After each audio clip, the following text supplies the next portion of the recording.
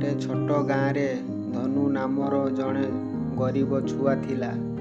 ସେ ପ୍ରତିଦିନ ଦେଖୁଥିଲା ଧନୀ ଲୋକେ ମନ୍ଦିରକୁ ବଡ଼ ପୂଜା, ନୂଆ ବସ୍ତ୍ର, ମହଙ୍ଗା ଇତ୍ୟାଦି ଫଳ ନେଇଯାଉଛନ୍ତି, କିନ୍ତୁ ସେ ତାଙ୍କର କିଛି ନଥିଲା। ଗୋଟେ ଦିନ ସେ ଜଙ୍ଗଲକୁ ଗଲା।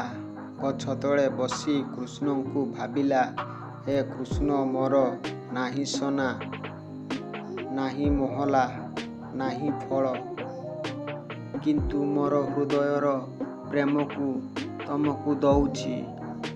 ତମେ ମୋ ସହିତ ଅଛ କି?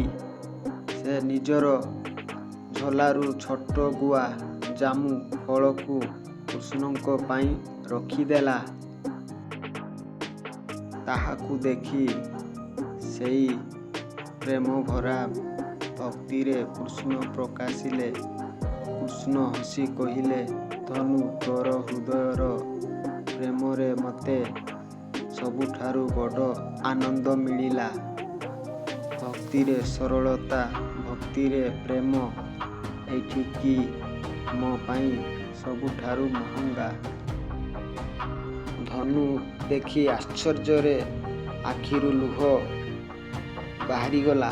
ସେ ଭାବିଲା, ସତ୍ୟ, କୃଷ୍ଣଙ୍କୁ ବାହାର ଦାମିକା ଜିନିଷ ନୁହେଁ, ଭିତରର ପ୍ରେମ ଓ ସରଳତା ମହତ୍ତ୍ୱପୂର୍ଣ୍ଣ।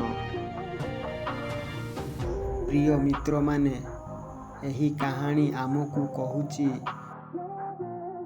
ଭକ୍ତି ୟୋଗର ସତ୍ୟ ପଥ ସରଳ।